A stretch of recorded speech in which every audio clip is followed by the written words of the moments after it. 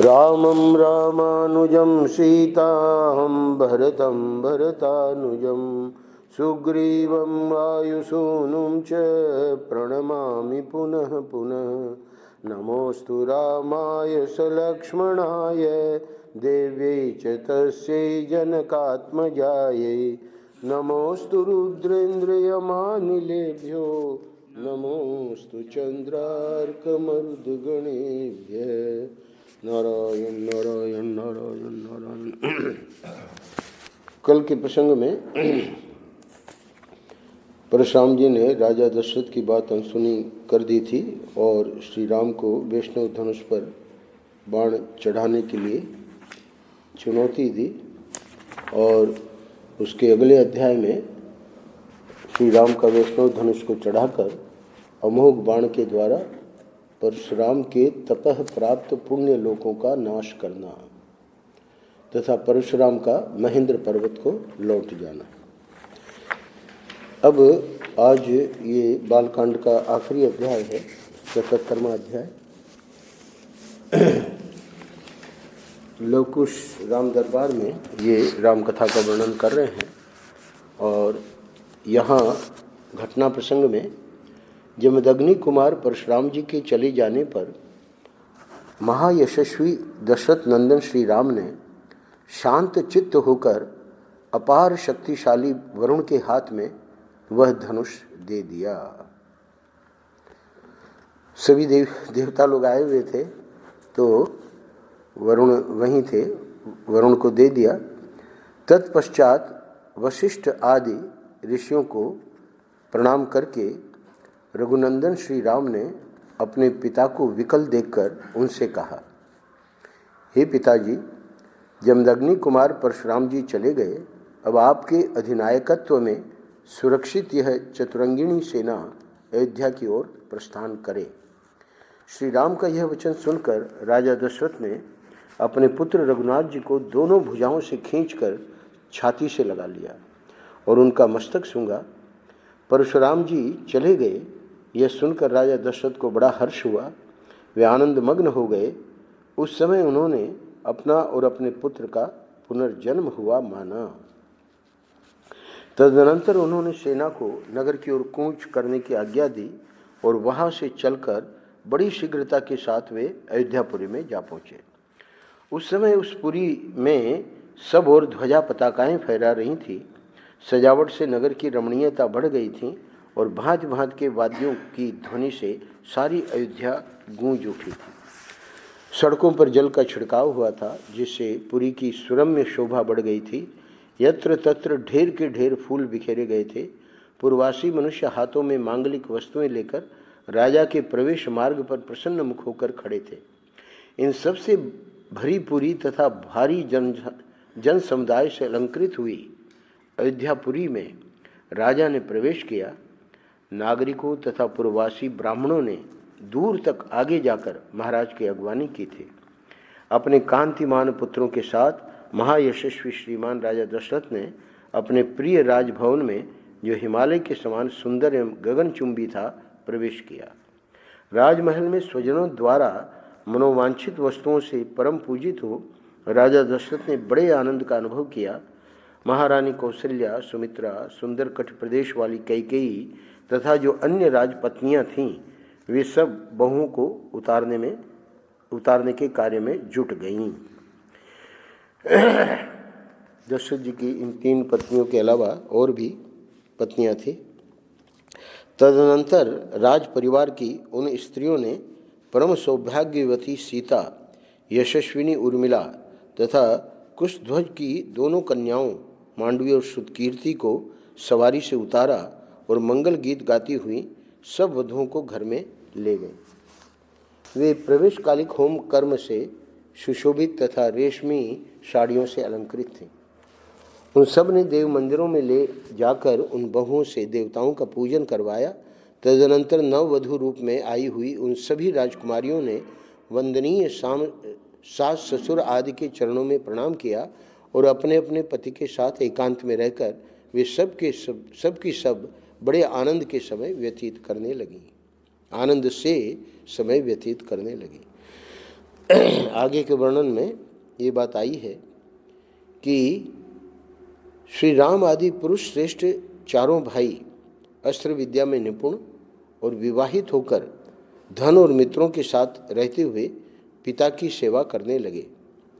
कुछ काल के बाद रघुकुल नंदन राजा दशरथ ने अपने पुत्र कैकेयी कुमार भरत से कहा,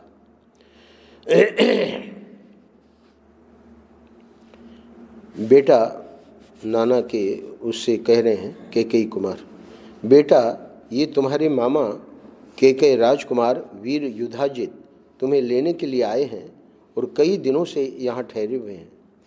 दशरथ जी की यह बात सुनकर कैकेयी कुमार भरत ने, अच्छा वहाँ कैकेयी कुमार है, माँ का नाम लिया, अपने पुत्र कैकेयी कुमार भरत से कहा। तो कह रहे हैं कि दशरथ जी की यह बात सुनकर कैकेयी कुमार भरत ने उस समय शत्रुघ्न के साथ मामा के यहाँ जाने का विचार किया। वे नरश्रेष्ठ शूरवीर भरत अपने पिता राजा दशरथ, अनायास ही महान कर्म करने वाले श्री राम तथा सभी माताओं से पूछकर उनकी आज्ञा ले शत्रुघ्न सहित वहाँ से चल दिए। शत्रुघ्न सहित भरत को साथ लेकर वीर युधाजित ने बड़े हर्ष के साथ अपने नगर में प्रवेश किया।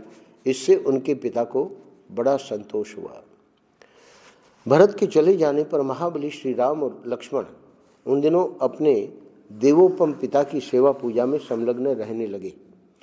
पिता की आज्ञा शिरोधार्य करके वे नगरवासियों के सब काम देखने तथा उनके समस्त प्रिय तथा हितकर कार्य करने लगे। वे अपने को बड़े संयम में रखते थे और समय समय पर माताओं के लिए उनके आवश्यक कार्य पूर्ण करके गुरुजनों के भारी से भारी कार्यों को भी सिद्ध करने का ध्यान रखते थे। उनके इस बर्ताव से राजा दशरथ वेद वेत्ता ब्राह्मण तथा वैश्य वर्ग बड़े प्रसन्न रहते थे। श्री राम के उत्तम शील और सद्व्यवहार से उस राज्य के भीतर निवास करने वाले सभी मनुष्य बहुत संतुष्ट रहते थे। राजा के उन चारों पुत्रों में सत्य पराक्रमी श्री राम ही लोक में अत्यंत यशस्वी तथा महान गुणवान हुए। ठीक उसी तरह जैसे समस्त भूतों में स्वयंभू ब्रह्मा ही अत्यंत यशस्वी और महान गुणवान है। श्री रामचंद्र जी सदा सीता के हृदय मंदिर में विराजमान रहते थे तथा मनस्वी श्री राम का मन भी सीता में ही लगा रहता था। श्री राम ने सीता के साथ अनेक ऋतुओं तक विहार किया। आगे के श्लोकों में वर्णन आता है, सीता श्री राम को बहुत ही प्रिय थी क्योंकि वे अपने पिता राजा जनक द्वारा श्री राम के हाथ में पत्नी रूप से समर्पित की गई थी। सीता के पातिव्रत्य आदि गुण से तथा उनके सौंदर्य गुण से भी श्री राम का उनके प्रति अधिकाधिक प्रेम बढ़ता रहता था। इसी प्रकार सीता के हृदय में भी उनके प्रति श्री राम अपने गुण और सौंदर्य के कारण द्विगुण प्रीति पात्र बनकर रहते थे। अंतिम 2 श्लोकों में वर्णन कर रहे हैं, जनक नंदिनी मिथिलेश कुमारी सीता श्री राम के हार्दिक अभिप्राय को भी अपने हृदय से ही और अधिक रूप से जान लेती थी और स्पष्ट रूप से बता भी देते थे।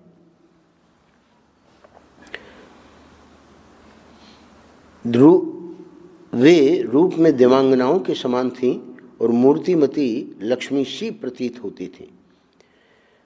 श्रेष्ठ राजकुमारी सीता श्री राम की ही कामना रखती थी और श्री राम भी एकमात्र उन्हीं को चाहते थे। जैसे लक्ष्मी के साथ देवेश्वर भगवान विष्णु की शोभा होती है, उसी प्रकार उन सीता देवी के साथ राजर्षि दशरथ कुमार श्री राम परम प्रसन्न रहकर बड़ी शोभा पाने लगे। तो ये वर्णन इसलिए किया जा रहा है कि क्षत्रियों में उस समय और भी पत्नियां रख सकते थे, पर इनका पातिव्रत्य धर्म देवियों के लिए तो होता है, पर ये एक पत्नी व्रत धर्म, ये राम जी का विशेष रामायण में जो वर्णन आया है, तो इसीलिए इसका विशेष रूप से वर्णन किया। यहाँ इति आर्षे श्रीमद् रामायणे वाल्मीकिये आदि काव्ये बालकांडे सप्तसप्ततितमः सर्ग है। इस प्रकार श्री वाल्मीकि निर्मित आर्ष रामायण आदि काव्य के बालकांड में 70वां सर्ग पूरा हुआ। तो 77 अध्याय यहाँ 77वां यानी 77 अध्याय यहाँ पूरे हुए। बालकांडम संपूर्णम। श्री सीता रामचंद्राभ्याम नमः। आज हम ये अयोध्या कांड का शुभारंभ कर रहे हैं। ये 119 अध्यायों का है और पूरे वाल्मीकि रामायण में 2 खंडों में कुल मिला के 645 अध्याय हैं। तो ये 119 और इससे बड़ा सिर्फ एक ही अध्याय है और वो है एक ही, मतलब वो क्या कहते हैं कांड है, वो है युद्ध कांड। उसमें 128 अध्याय है। बाकी ये जो अयोध्या कांड है वो 119 यानी युद्ध कांड से थोड़ा ही कम है। श्रीमद् वाल्मीकि रामायणम अयोध्या कांडम प्रथम सर्ग है। श्री राम के सद्गुणों का वर्णन, राजा दशरथ का श्री राम को युवराज बनाने का विचार तथा विभिन्न नरेशों और नगर एवं जनपद के लोगों को मंत्रणा के लिए अपने दरबार में बुलाना। पहले ये बताया जा चुका है कि भरत अपने मामा के यहाँ जाते समय काम आदि शत्रुओं को सदा के लिए नष्ट कर देने वाले निष्पाप शत्रुघ्न को भी प्रेमवश अपने साथ लेते गए थे। वहाँ भाई सहित उनका बड़ा आदर सत्कार हुआ ननिहाल में और वे वहाँ सुखपूर्वक रहने लगे। उनके मामा युधाजित जो अश्वयूथ के अधिपति थे, उन दोनों पर पुत्र से भी अधिक स्नेह रखते और बड़ा लाड़ प्यार करते थे। तो राजा लोग अपने पुत्रों को अलग अलग विभाग दे देते हैं। तो ये युधाजित जो थे ये अश्वयूथ के अधिपति थे, घुड़शाल के। यद्यपि मामा के यहाँ उन दोनों वीर भाइयों की सभी इच्छाएं पूर्ण करके उन्हें पूर्णतः तृप्त किया जाता था, तथापि वहाँ रहते हुए भी उन्हें अपने वृद्ध पिता महाराज दशरथ की याद कभी नहीं भूलती थी। महातेजस्वी राजा दशरथ भी प्रदेश में गए हुए महेंद्र और वरुण के समान पराक्रमी अपने उन दोनों पुत्र भरत और शत्रुघ्न का सदा स्मरण किया करते थे। अपने शरीर से प्रकट हुई चारों भुजाओं के समान वे सब चारों ही पुरुष शिरोमणि पुत्र महाराज को बहुत ही प्रिय थे, परंतु उनमें भी महातेजस्वी श्री राम सबकी अपेक्षा अधिक गुणवान होने के कारण समस्त प्राणियों के लिए ब्रह्मा जी की भांति पिता के लिए विशेष प्रीति वर्धक थे। इसका एक कारण और भी था। वे साक्षात सनातन विष्णु थे और परम प्रचंड रावण के वध की अभिलाषा रखने वाले देवताओं की प्रार्थना पर मनुष्य लोक में अवतीर्ण हुए थे। उन अमित तेजस्वी पुत्र श्री रामचंद्र जी से महारानी कौशल्या की वैसी ही शोभा होती थी जैसे वज्रधारी देवराज इंद्र से देवमाता अदिति सुशोभित होती हैं। श्री राम बड़े ही रूपवान और पराक्रमी थे। वे किसी के दोष नहीं देखते थे। अब यहाँ श्री राम के सद्गुणों का वर्णन है। तो परम पूज्य महाराज श्री ने वाल्मीकि रामायण में 2 जगह कथा करी, एक तो बिरला मंदिर में दिल्ली में और एक कोयम्बतूर में। तो दोनों छपी है। बिरला मंदिर में संक्षेप में करी 15 दिन में, और कोयम्बतूर में जो कथा हुई वहाँ विस्तार में करी थी। तो जो आनंद रत्नाकर में पृष्ठ लिया है, तो ये जो सद्गुण हैं ये हम लोग अभी पढ़ेंगे। कह रहे हैं कि श्री राम बड़े ही रूपवान और पराक्रमी थे। वे किसी के दोष नहीं देखते थे। भूमंडल में उनकी समता करने वाला कोई नहीं था। वे अपने गुणों से पिता दशरथ के समान एवं योग्य पुत्र थे। वे सदा शांत चित्त रहते और सांत्वना पूर्वक मीठे वचन बोलते थे। हम लोगों को भी बताया जा रहा है अनुकरणीय गुण। पृष्ठ आनंद रस रत्नाकर में है श्री रामचंद्र के अनुकरणीय गुण। तो शांत चित्त रहना चाहिए, सांत्वना पूर्वक मीठे वचन बोलते थे। यदि उनसे कोई कठोर बात भी कह देता तो वे उसका उत्तर नहीं देते थे। बहुत बुद्धिमानी है, कठोर बात बोलने वाले रहेंगे संसार में, चुप लगा जाओ।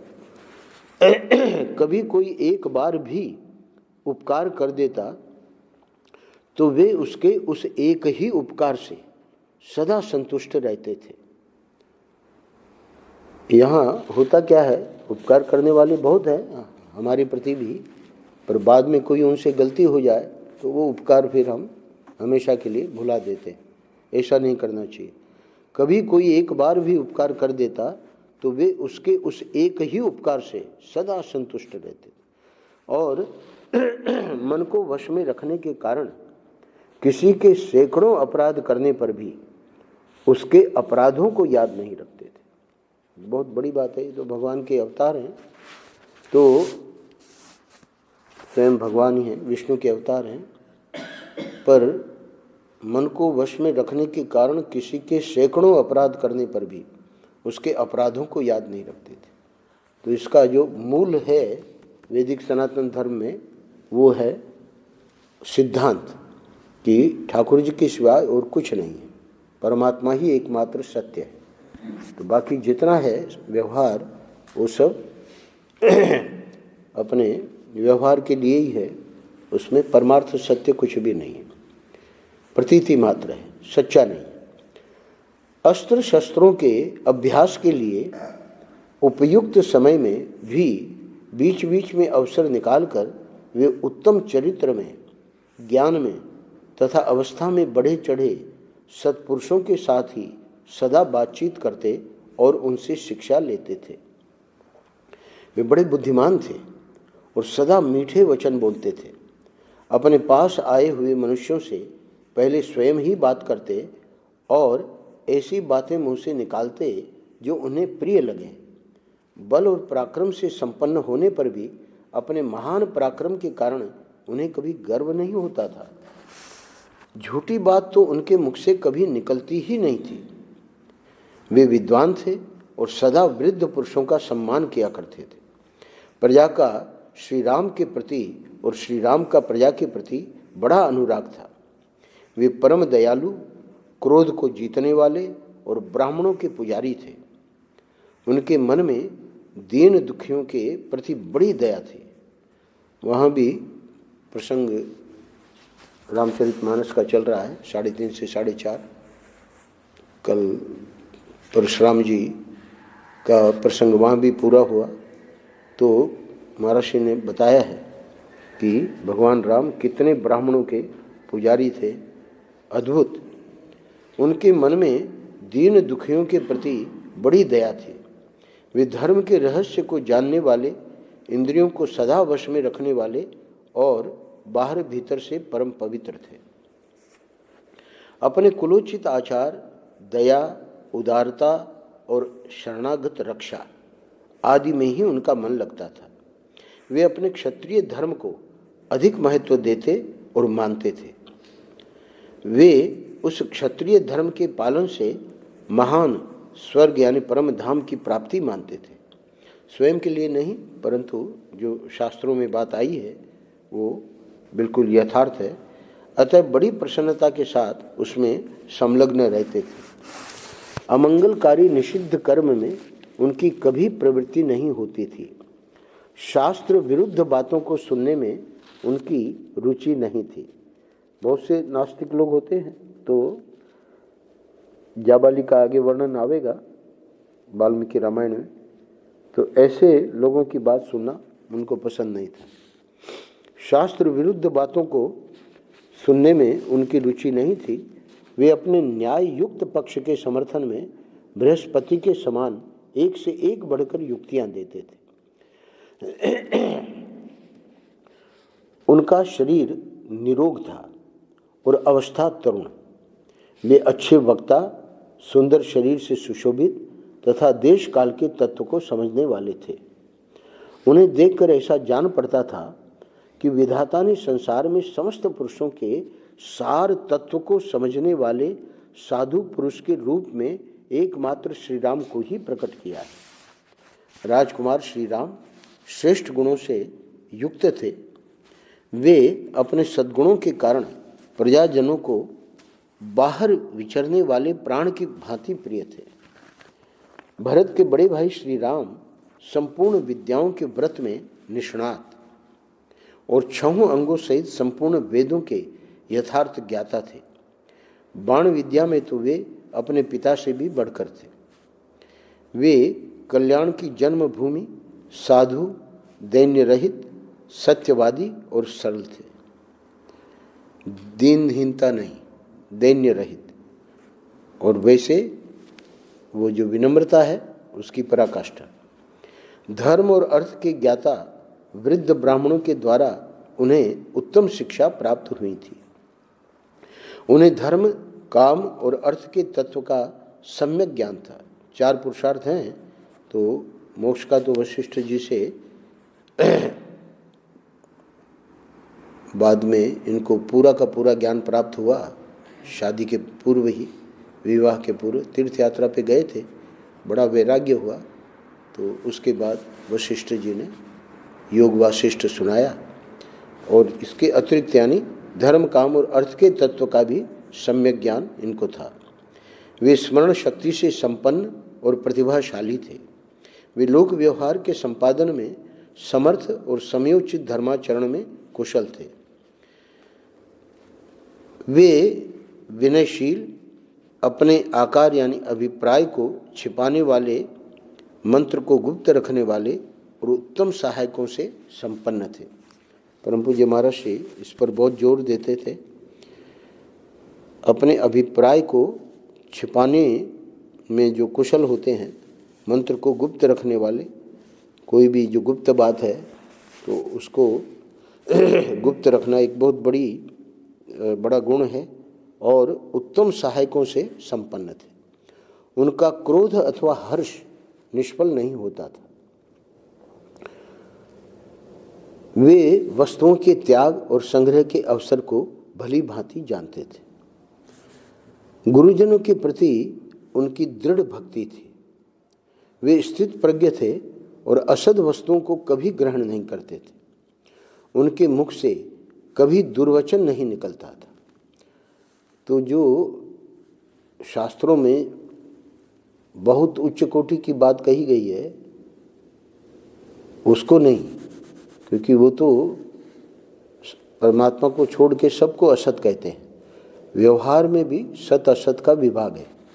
धर्म जिसको सत कहता है कि इसका सेवन करो, और धर्म जिसको कहता है कि इसका सेवन मत करो। तो ये सत असत का विभाग व्यवहार में जो है उसको लेकर बता रहे हैं कि असद वस्तुओं को कभी ग्रहण नहीं करते थे। उनके मुख से कभी दुर्वचन नहीं निकलता था। वे आलस्य रहित, प्रमाद शून्य तथा अपने और पराये मनुष्यों के दोषों को अच्छी प्रकार जानने वाले थे।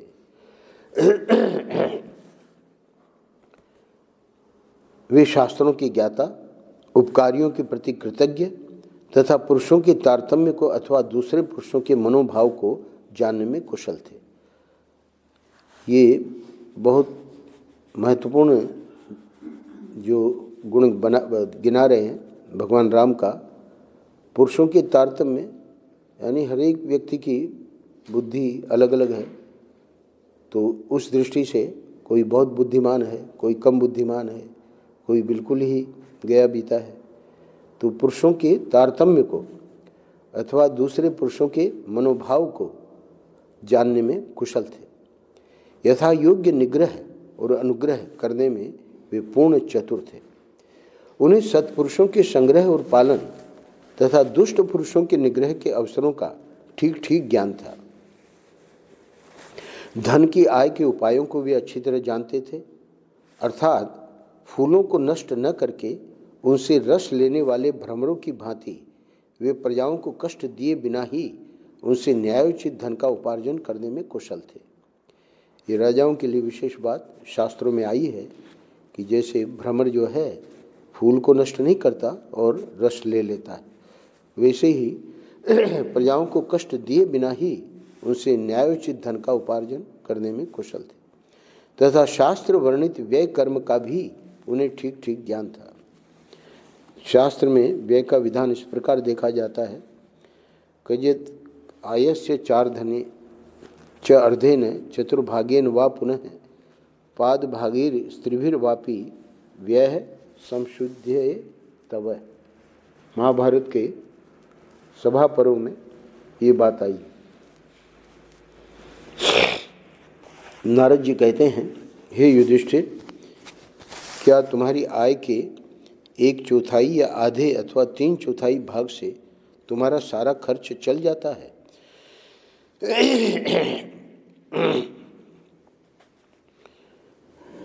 तो ये यहाँ गीता प्रेस वालों ने नीचे टिप्पणी में दे दिया है कि शास्त्र वर्णित व्यय कर्म का भी भगवान राम को ठीक ठीक ज्ञान था। उन्होंने सब प्रकार के अस्त्र समूहों तथा संस्कृत प्राकृत आदि भाषाओं से मिश्रित नाटक आदि के ज्ञान में निपुणता प्राप्त की थी। वे अर्थ और धर्म का संग्रह पालन करते हुए तदनुकूल काम का सेवन करते थे और कभी आलस्य को पास नहीं फटकने देते थे। विहार, क्रीड़ा या मनोरंजन के उपयोग में आने वाले संगीत, वाद्य और चित्रकारी आदि शिल्पों के भी वे विशेषज्ञ थे। अर्थों के विभाजन का भी उन्हें सम्यक ज्ञान था। तो अर्थों के विभाजन के लिए नीचे टिप्पणी में है, श्रीमद् भागवत का एक श्लोक है, धर्माय यशे अर्थाय कामाय स्वजनाय च पंचधा विभजन वित्तम इहा मूत्र च मोदते। 8वें स्कंद में 19वें अध्याय में 37वां श्लोक है। 5 वस्तुओं के लिए अर्थ का विभाजन करने वाला मनुष्य यह लोक और परलोक में भी सुखी होता है। धर्म, यश, अर्थ, आत्मा और स्वजन। आत्मा यानी स्वयं। तो इन 5 वस्तुओं के लिए अर्थ का विभाजन करने वाला मनुष्य यहाँ पर भी और परलोक में भी सुखी रहता है। वे हाथियों और घोड़ों पर चढ़ने और उन्हें भांति भांति की चालों की शिक्षा देने में भी निपुण थे। श्री रामचंद्र जी इस लोक में धनुर्वेद के सभी विद्वानों में श्रेष्ठ थे। अतिरथी वीर भी उनका विशेष सम्मान करते थे। शत्रु सेना पर आक्रमण और प्रहार करने में वे विशेष कुशल थे। सेना संचालन की नीति में उन्होंने अधिक निपुणता प्राप्त की थी। संग्राम में कुपित होकर आए हुए समस्त देवता और असुर भी उनको परास्त नहीं कर सकते थे। उनमें दोष दृष्टि का सर्वथा अभाव था। वे क्रोध को जीत चुके थे। दर्प और ईर्ष्या का उनमें अत्यंत अभाव था। किसी भी प्राणी के मन में उनके प्रति अवहेलना का भाव नहीं था। वे काल के वश में होकर उसके पीछे पीछे चलने वाले नहीं थे, काल ही उनके पीछे चलता था। इस प्रकार उत्तम गुणों से युक्त होने के कारण राजकुमार श्री राम समस्त प्रजाओं तथा तीनों लोकों के प्राणियों के लिए आदरणीय थे। वे अपने क्षमा संबंधी गुणों के द्वारा पृथ्वी की समानता करते थे। पृथ्वी को सबसे बड़ा माना गया है क्षमा में। बुद्धि में बृहस्पति और बल पराक्रम में शचीपति इंद्र के तुल्य थे। अब यहाँ 33वें श्लोक पे हम लोग आज विश्राम दे रहे हैं। 51 श्लोक का ये पहला अध्याय है। कुछ श्लोक बाकी हैं, इनको कल कर लेंगे और फिर क्रमशः आगे चलेंगे। जैसे सूर्य देव अपनी किरणों से प्रकाशित होते हैं, उसी प्रकार श्री रामचंद्र जी समस्त प्रजाओं को प्रिय लगने वाले तथा पिता की प्रीति बढ़ाने वाले सद्गुणों से सुशोभित होते थे। नारायण नारायण नारायण नारायण। श्री राम जय जय राम।